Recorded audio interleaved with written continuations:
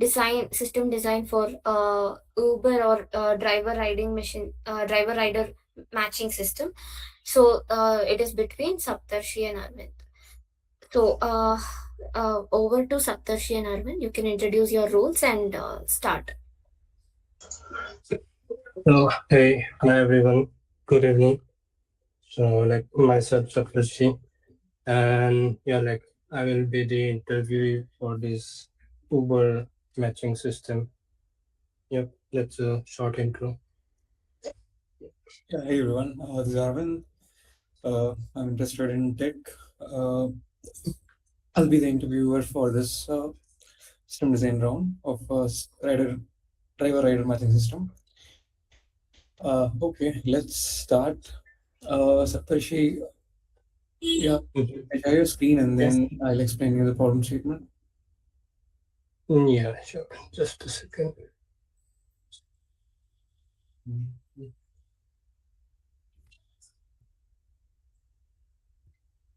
Okay. All right. Okay. Yeah. The core objective for this system design review is to build a scalable platform that matches riders to drivers. So system to track all the moving entities. For example, all drivers' location has to be updated uh, in the second scale, and we have to solve this as a global assignment problem. So we have to track location of both drivers and riders. So rider can make a request by entering the pickup location and drop off location, and we have to have some matching engine to uh, match the drivers with match the drivers with the riders. And it is a real-time system, so it has to be like we have to get the matches done maybe less than 30 seconds or a minute. And we might also need to look for real-time updates. For example, if like once the driver got matched, then rider has to see where the driver is coming. So that's a real-time part here. And yeah, let me know if you have any other questions on this. Okay. So, do we need to have any kind of a profile service through which users and drivers can create their profile before creating or making any rides? Yes, you can add that, please. Okay. Do we need to have payments and all? Yes. Maybe for this round, you can just keep this payments out of scope, but just keep it in mind. Yeah. Yeah, let's say if we get enough time, we'll cover this. Yeah. Okay. So basically, let me start. Okay. So in systems like Uber, we kind of have like two users. One is the rider who will be booking a cab, and another one is the driver who will be like accepting it. Let's say there are two users for now. One is the user one, and another one is the okay. Another is like first one will be like the rider, and the second one like the driver. And yeah, since this should be something like real-time communication should be there, Right. I would go with like WebSockets over like the traditional HTTP, so that we are able to like maintain a consistent TCP connection. Yeah, so I will have kind of let's say a WebSocket server. Like in like reality, there will be like a bunch of WebSocket servers, not single. And yeah, like since it should be scalable, so I will initially go with some gateway, API gateway, Right. or kind of a load balancer that would eventually distribute the request for the connection among all our servers that are there. All So right. this will be like kind of a WebSocket, I would say, server. Sorry to And interrupt. Uh, yeah, let's start with the APIs that are needed uh, to achieve these requirements, and then we'll go to this high-level design. okay. So let me just start with this part, driver. Okay. So the driver will like keep on sending some, I would say, streaming their live location as soon as they like open their application. So let me just cover this first part, like the Right. tracking the movement and this part. So as soon as the driver will open their application, they will keep on streaming their live location, that is the longitude, sorry, the latitude and the longitude. So we'll have a socket, like let's say some event that will send a current location current location to this WebSocket server. All right. mm, like let's say the latitude and the longitude. And yeah, so this latitude and longitude will have also like have a kind of a location service, like a location service that will keep on getting the latitude and the longitude.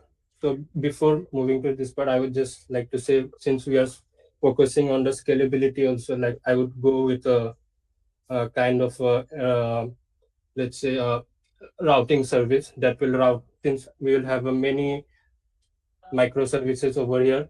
We'll have a, like a kind of a routing service that will route the request to the appropriate microservices that we'll have. So here we'll have one trip service, sorry, not trip, location service. It will get uh, the it will get these current location pings that are coming. Again, it will get the location pings that are coming, that is the latitude from longitude, and also some, let's say, driver ID. So as soon as it gets this location, we'll have one more service that is kind of a map service. So what this map service does is like it is kind of based on Google S2 library. So yeah, Okay. the most I've learned is like Uber and all, they use this S2 library. And what it does is like it divides the entire map into smaller chunks, like let's say chunk of like around 5 to 8, 9 kilometers of radius, and each of these chunks is like given some chunk ID. So based on this latitude and longitude, we will like make some request to this map service, and it will give us the chunk ID corresponding to that particular driver. And what we will do is like we'll store that particular chunk ID in some kind of like in-memory cache, so that the retrieval is faster later on when it is required. So we'll store it in some kind of like cache. Let's say we'll store it in the form like chunk ID. Let's say this driver belongs to chunk ID 1, for example, and we'll have a list of drivers. So this will be, let's say, driver ID, something like driver ID 1, 2, and others, etc. will be there stored in Five this. minutes are over after the session got started. 1 minute we have put down extra because last 1 minute was lost in the last session. Okay, thanks. Yeah. So as I was talking here, so it will store this driver location, that is the chunk ID, into an in-memory cache. And yeah, so this driver part is like done for now. So when the user will come into the application, they Uh, will, I have a question. So, what do you mean by chunk ID, and why do you need this in a cache? yeah. So what I mean by chunk ID is like, let's say this is our map. So what Google S2 does is like it will divide this entire map into smaller and smaller chunks, Okay. smaller and smaller chunks. And let's say for this driver, the latitude and the longitude it points to is, let's say, something over here or something over here. So like this entire area will belong to one particular chunk ID, let's say chunk ID 1 or chunk ID 2. So this is what I mean by chunk ID. So this, it will make a API call, also REST API call to the map service, like give me this particular chunk ID for this latitude and longitude. and Okay. it will return, yeah, and it will store it in some in-memory cache. Okay, so now comes the rider part. When the rider will come to the application, they will enter their pickup location and their drop-off location. That is, they will enter two information, and they will like tap on like book a ride or something.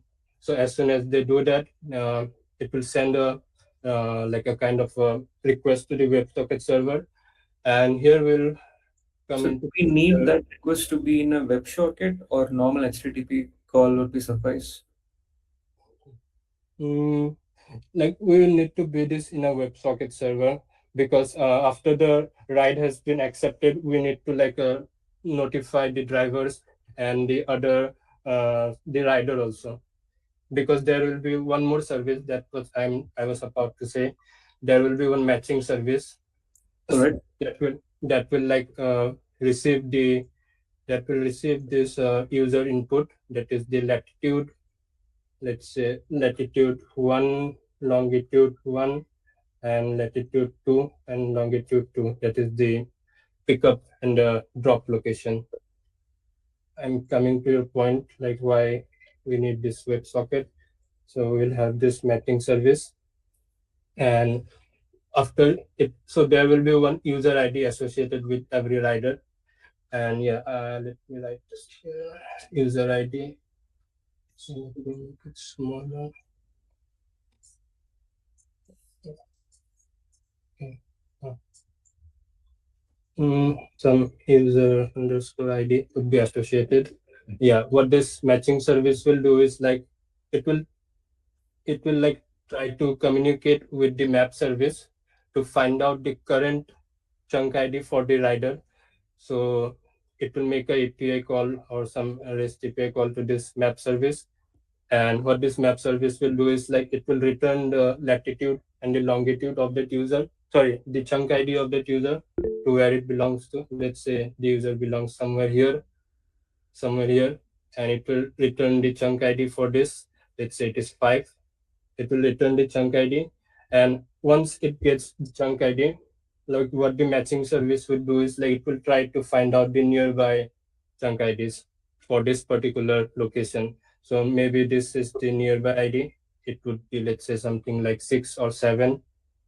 So let's say the user is somewhere here, and this is like there will be some radius like about 10, not 10, yeah, it may vary, Okay. something like about 10 to 15. So it will like find out the chunk IDs.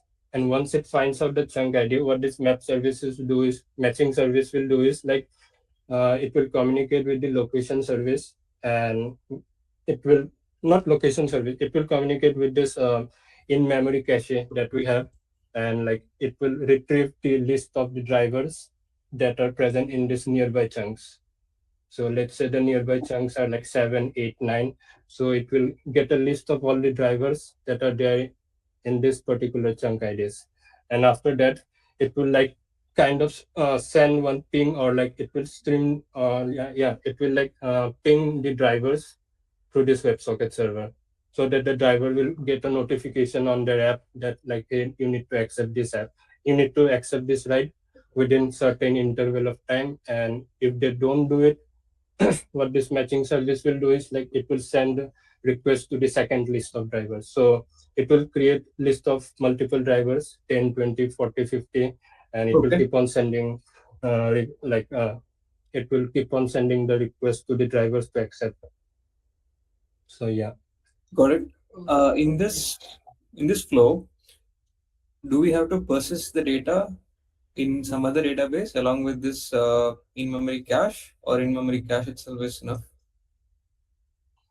Like the in-memory cache itself is enough, but if you want to store the data for some analysis at later point of time, let's say like the driver took some another route, or else we need to perform some historical analysis of the data, so we can store it in some Postgres or like some relational database. So we'll go with relational database because most of the data here is structured, and like it makes no sense to like go with NoSQL databases or other things.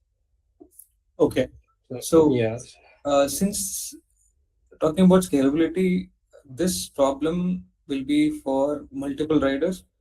Let's say let's take 1 million riders. Uh, Mm-hmm. so, do you think having an in-memory cache for that scale would be a good idea, or is there any replacement that you can make here? Like for many users, yeah, I think this will be a good idea because this cache, it will keep on getting updated. It will not remain the same as it is. So if the driver goes away or the driver goes offline, this in-memory cache will again update. Okay. Uh, so this is the whole matching system I can see, and Yeah, let's say if you want to do it for another rider, so what will be the unique IDs that you have to add? Like you have to just take this same system and then replicate to the other user, or yeah, like yeah, it can be replicated to the other user because like we'll be having kind of a WebSocket manager that will be managing all the connections and the client ID and the connection and the driver ID. So like we have a flow of where to send the pings and where from where we are receiving the like input. So we'll have a track of everything. okay, Like and somewhere over here we'll have that WebSocket manager. okay. So if you have multiple riders and multiple drivers, uh, how do you differentiate these riders with drivers and their ride as well? Yeah, like every rider will have a rider ID and every driver will have a driver ID. So that's how we'll differentiate between a rider and a driver. So there will be two unique keys for a driver and a rider for this matching system. So like, did I did I get what you were trying to ask? Yeah, if the rider wants to book another ride,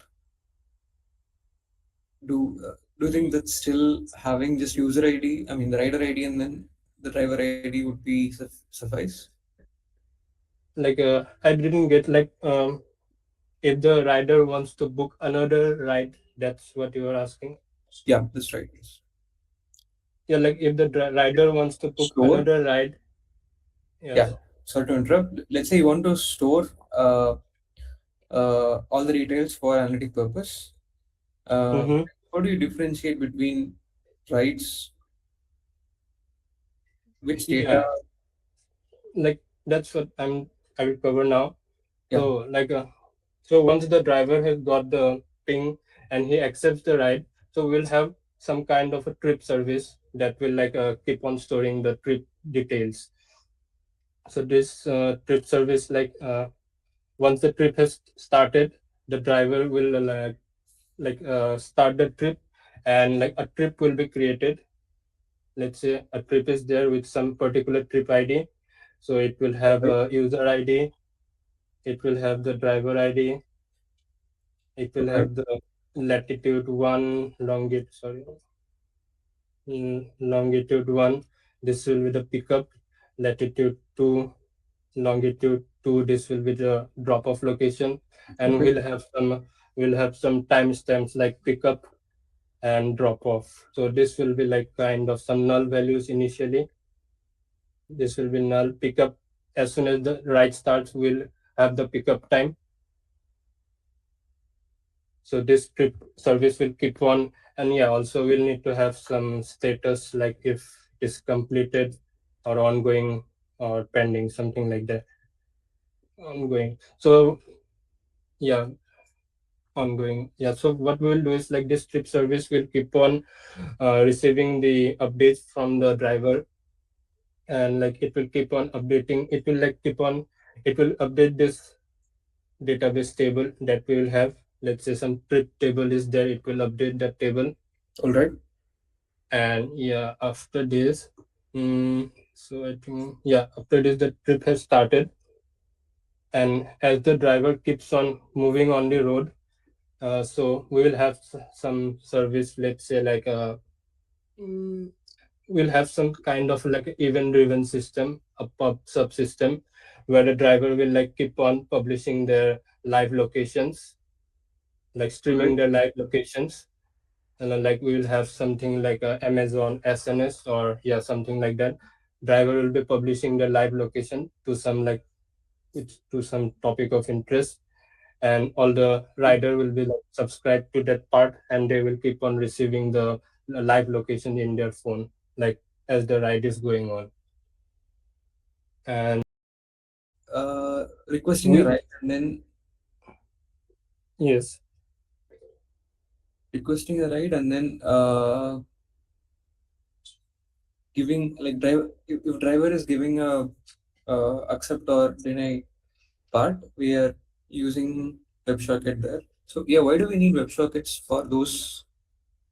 Because this is like one time thing, right? So driver sends the data, it just comes one time.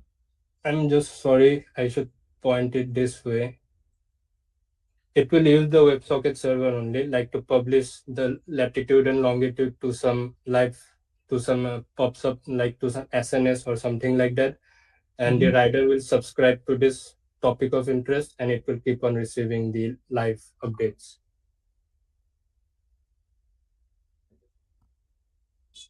That's what I was saying. Okay. Like it won't like directly communicate with the SNS. It will have this WebSocket server that will manage this connection, and this All right. rider will subscribe to this topic of interest. Okay. Okay. All right. Yeah. Okay. So we also need to cover this thing now. Let's say profile. So for profile, we'll have one simple profile service, and we can make some HTTP like REST API request, like create, like we can perform some CRUD operations, create, read, update, delete. So that will be our profile service. So it will store all this data in some, like let's say some relational database, like Postgres and all. And also we'll be having this final payment service that will cover it. So yeah, once the trip gets ended, the trip service will like come like once the trip gets ended, the trip service will like communicate with this payment service to calculate the total fare, like based on the, it will have some formula, so we'll get to know the distance covered based on this latitude longitude 1 and latitude longitude 2. And when the ride ends, we'll finally have the time taken, that is the time taken to complete the ride. And based on this, the payment service will like calculate the fare and let the rider and the driver know the total amount.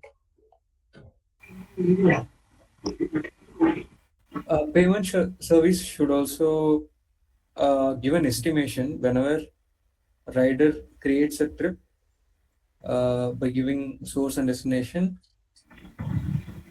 We should also do an estimation there. Okay, yeah, this like once we give, let's say the rider has requested one cab, he will Right. send a, they will send a latitude longitude, the pickup drop, that is the distance they need to cover. And this map service, it can also like give us an ETA, that is the estimate time that it will take from point A to point B. And Right. using this, we'll get to know the, we can like estimate one fare and notify the rider that, hey, this is the estimate fare that you might pay. Hello, guys. Last 5 minutes. Thank you. Thank you. So map Yeah. service will give an ETA about the time taken for this ride, and Yes. you will be calculating. And Okay. yeah. Yeah. Think, yeah, that's all I got. And do you have any questions? Yeah. So let's write down the API request happening here. For example, requesting a ride is one API that we need in this WebSocket. Mm-hmm. and accepting or denying by the driver. That is another route that we need to add. Can we list down the APIs needed for this system? Yeah. So okay. Mm, okay. So once the rider has like established the WebSocket connection with it, uh, it will like once they have written their pickup, that is the latitude one, longitude one, latitude two, longitude two. They have written all this information. They will like press something like book a ride. So and as soon as they click on book a ride, it will like trigger a. It So will trigger. rider can send this data, source and destination large. I mean source and destination location, and he can also send the profile info, right? Whenever he's creating a profile, by adding his name and things. So I need like a design for API, for example, rider onboarding, or just onboarding slash rider, and you will ask for the data model. Okay, like are you talking about like creating the profile? Like when I It's also uh, for the profile. Uh, okay, if for WebSocket you have to differentiate between multiple topics, right? yeah. One topic is requesting a ride. Mm-hmm. Yeah, that's what I was saying. Like I was focusing on. So like as soon as they click on that book event or something, it will trigger some like event on the WebSocket server. Like let's say book or something like that. We can decide what we want to trigger, and it will like stream the user input information. That is the latitude one and longitude 1, that is the pickup location, and latitude 2 and longitude 2, that is the drop off location, and some user ID. So this information will be would be sent to this particular matching service. Let's say we'll name that API or something like that. Okay. We'll in some book ride. Okay. It will receive the latitude 1, longitude 1, latitude 2, longitude 2, and yeah, it will do some calculations. And so this will be like one API for booking the ride. And this API request would be made to the matching service, Okay. and this matching service would like intake in return it will like communicate again with the map service. So it will make some API request to this map service. Like first of all, it would try to find out the chunk ID based on the latitude and longitude of the current user. So let's say get chunk ID. Okay. Hello, guys. As already discussed, the time left for the session is over. Thank you. Yeah, yeah, we can stop the mock interview too. Okay. Yeah. Yeah. Thank you, Satoshi, for the Thank interview. you, Yeah. Arvind and Yeah. Saptarshi. Thank you for your valuable insights.